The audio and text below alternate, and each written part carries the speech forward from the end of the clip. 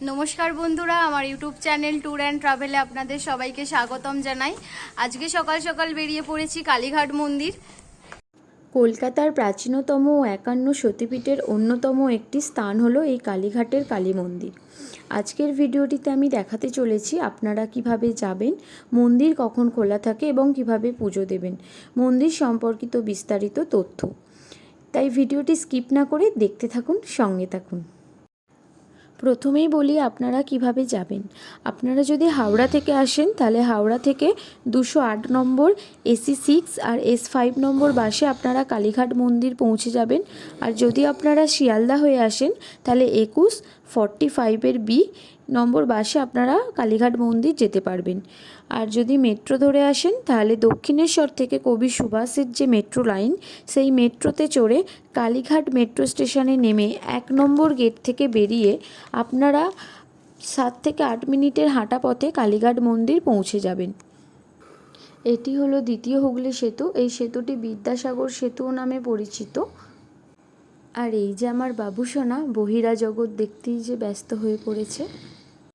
যেহেতু আমরা 4 হুইলারে গিয়েছিলাম তাই আমাদের এই পথটি ধরেই কালীঘাট মন্দিরে পৌঁছাতে হয়েছিল। ইতিহাসের জীয়ন কাঠির স্পর্শে আলিপুরের কারাগার এখন আলিপুর মিউজিয়াম, তাই পথে যেতেই দেখে নিলাম আলিপুর মিউজিয়াম। পৌঁছে এলাম কালীঘাট। এটি হলো কালীঘাট মন্দিরের মেন প্রবেশাদ্বার। প্রবেশাদ্বার দিয়ে প্রবেশ করার পরই মাথায় এলো গাড়িটি কোথায় পার্কিং করব। তাই ডালার দোকানে জিজ্ঞাসা করায় উনি বললেন থানার কাছে গাড়ি পার্কিং করা হয়, বা ওনার দোকানের সামনেও গাড়িটি রাখতে পারি, তার জন্য উনি কিছু এক্সট্রা চার্জ নেবেন। আমরা ওনার দোকানের সামনে গাড়িটি পার্কিং করে চলে এলাম মায়ের মন্দিরের কাছে। আপনারা মায়ের মন্দিরের কাছে অসংখ্য ডালার দোকান দেখতে পাবেন, তাই নিয়ে নিলাম পূজার সামগ্রী। এখানে ডালা 51 টাকা থেকে শুরু এবং মন্দিরে ঢুকে বাঁদিকে আপনারা অনেক ফুলের মালার দোকান দেখতে পাবেন। মন্দিরে পুজো দেওয়ার সময় হচ্ছে সকাল 6টা থেকে 1টা পর্যন্ত এবং বিকাল 4টে থেকে রাত্রি 9টা পর্যন্ত মন্দির খোলা থাকে। আমরা 2 নম্বর গেট দিয়ে প্রবেশ করে নিলাম। আপনারা যদি পুরোহিত দিয়ে পুজো করান তাহলে পুজো দেওয়ার আগেই কিন্তু পুরোহিতের সাথে আপনারা বার্গেনিং করে নেবেন। পুজো দেওয়ার পরে যদি দক্ষিণা দিতে চান তাহলে ওরা অনেকটা বেশি অ্যামাউন্ট বলে দেয়। আমরা পুরোহিত দিয়ে পুজো করিয়েছিলাম। মন্দিরের চূড়ায় এই জিনিসটি 5 কেজি সোনা দিয়ে তৈরি।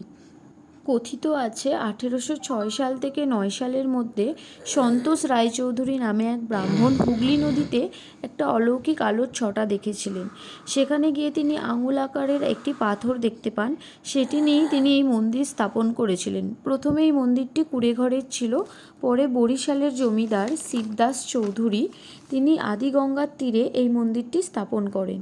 এই মন্দিরে বলি প্রথা আজও চালু আছে। এই স্থানে মায়ের ছাগ বলি দেয়া হয়ে থাকে। পুরাণ মতে সতীর দেহত্যাগের পর সতী মায়ের ডান পায়ের আঙুল এই স্থানে পতিত হয়েছিল। মা কালীর মূর্তিটি কোষ্ঠী পাথরের। মায়ের মাথায় সোনার মুটুক, সোনার জিহ্বা এবং 4টি রূপোর হাত।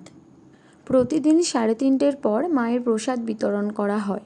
আর আপনারা মন্দির চত্বরে কিন্তু কোনো পাণ্ডার চক্করে পড়বেন না, কারণ এরা ধরলেই পয়সা চাইবে। সবাই ভালো থাকবেন, সুস্থ থাকবেন। ভিডিওটি ভালো লাগলে একটি লাইক করে দেবেন আর চ্যানেলটি সাবস্ক্রাইব করতে ভুলবেন না। নমস্কার।